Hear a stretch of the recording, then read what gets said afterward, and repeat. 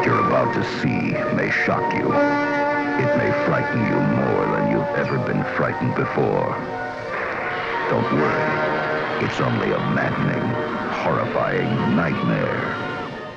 I don't want to scare anyone, but I'm going to give it to you straight about Jason. Slasher horror is one of the most iconic film genres of all time. From masked killers in the woods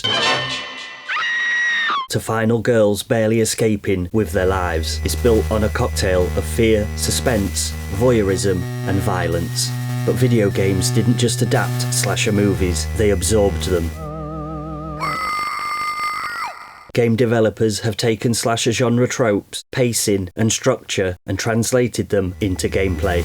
This is the story of how slasher horror infected gaming, not through licensed tie-ins alone, but through themes, mechanics and design. From Pac-Man to Dead by Daylight, from Clock Tower to Resident Evil 3, the slasher has haunted game design for decades. Let's grab a flashlight, check the basement, and explore the blood-soaked history of slasher tropes in video games.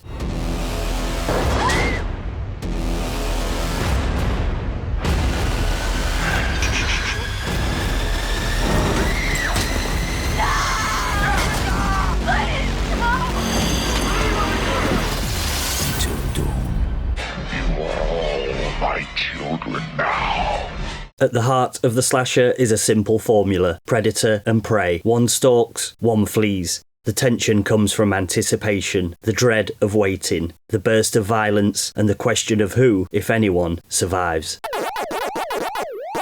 In games, this dynamic was presented from the start. Take Pac-Man. Strip away the neon charm and you've got a protagonist pursued by relentless killers in a confined space. It's a slasher boiled down to pure mechanics. The early days of consoles even tried direct adaptions. Halloween on the Atari 2600 gave you Michael Myers, crude but instantly recognisable.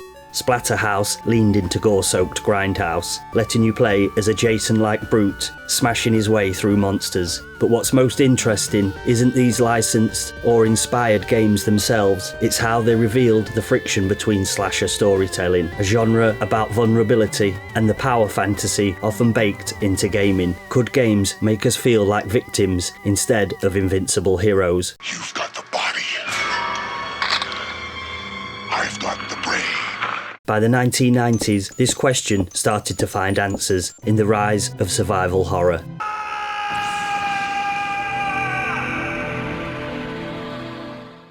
Resident Evil. Clock Tower made the slasher template explicit. Players weren't soldiers or action heroes, they were helpless girls, running, hiding, and praying the Scissorman wouldn't find them.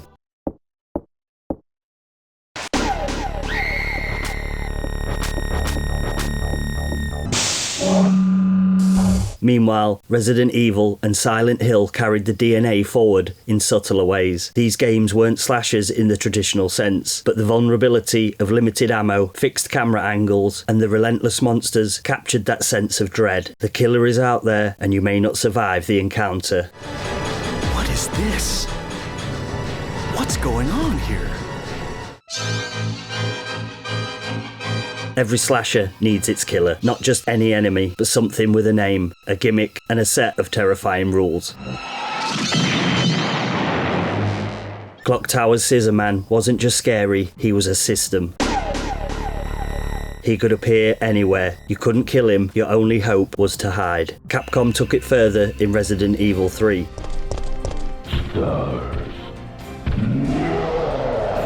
Nemesis was more than a boss, he was a pursuer, hunting you across multiple areas. Like a movie slasher, you knew he was coming, you just didn't know when.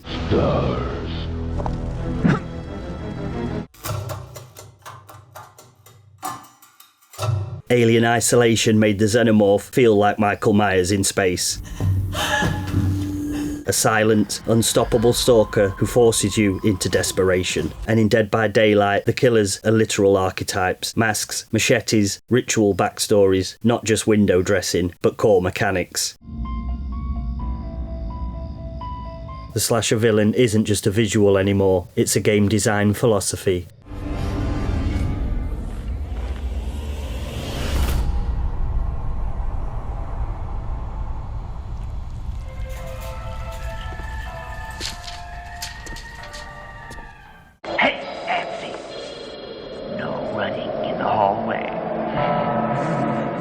One of the most enduring tropes in slasher cinema is the final girl, the survivor who isn't the strongest, but the most resourceful.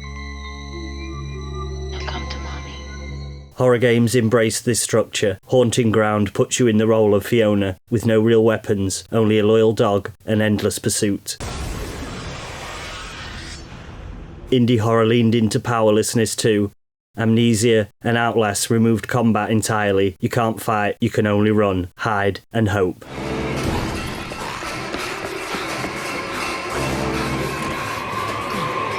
Even when combat exists, like in Fatal Frame, it comes with limitations. A camera as your only weapon forces you to stare your fear directly in the face. That's the slasher ethos. Survival isn't about dominance, it's about making it through the night. These games don't just replicate slasher stories, they make you feel like the final girl, cornered, breathless, and surviving only through quick thinking.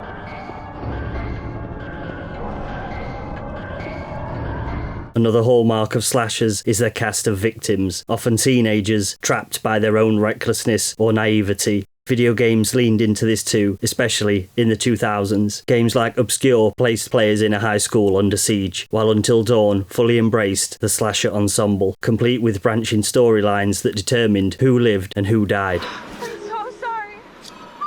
Even Manhunt, though controversial for its extreme violence, borrowed the voyeuristic structure of slashers, positioning the player as both hunter and hunted in a twisted spectacle. These games tapped into something uniquely interactive, not just watching the cast get picked off one by one, but deciding who survived. In doing so, they deepened our connection to tropes that once belonged solely to cinema.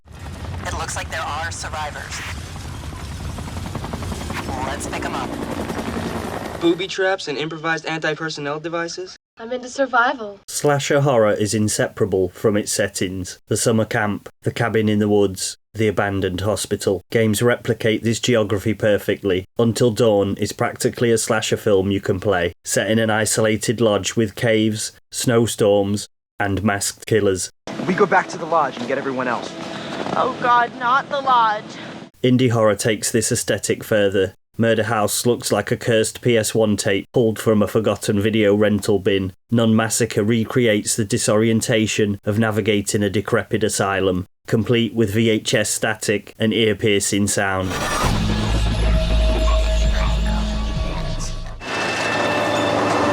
These environments aren't just backdrops, they are the killers. Hallways that funnel you into traps, forests where you always feel watched, campsites where you know the layout too well, because so does the stalker. Level design becomes tension, architecture becomes fear.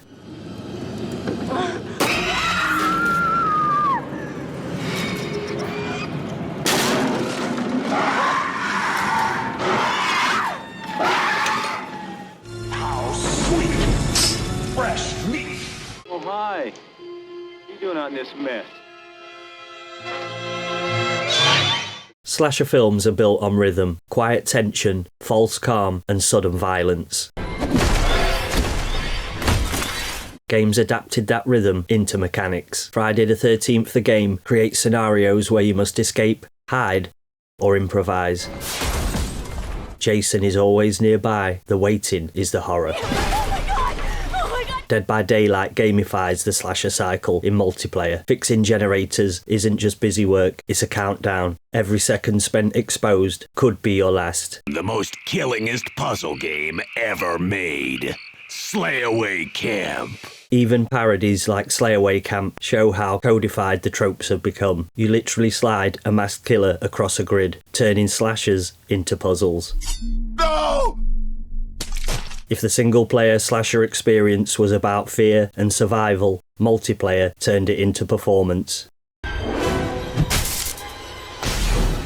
Dead by Daylight popularised the asymmetrical model, one player as the unstoppable killer, the rest as survivors. The mechanics directly mirrored the slasher structure, hiding, fixing objectives, and hoping not to be caught. Friday the 13th made the connection even more explicit, recreating the camp settings and Jason's methods of murder and mayhem. What's striking is how much of the tension comes not from graphics or gore, but from psychology. The knowledge that a human player is hunting you echoes the paranoia of sitting in a darkened movie theatre, waiting for the masked killer to strike. This is more than aesthetic, it's gameplay built around dread. Slashers are often dismissed as formula, the chase, the kill, the killer. But in games, that formula became a foundation. From Pac-Man to Clock Tower, from Haunting Ground to Dead by Daylight, the slasher isn't just a borrowed aesthetic, it's a design language. Shaping enemies, protagonists, settings, and gameplay loops. The hockey mask may not always be there, but the tension, rhythm, and archetypes, they're everywhere. The result, games don't just show us slasher stories, they make us live them. Every hallway, every hiding spot, every sudden sting of music is a reminder. The killer is out there, somewhere.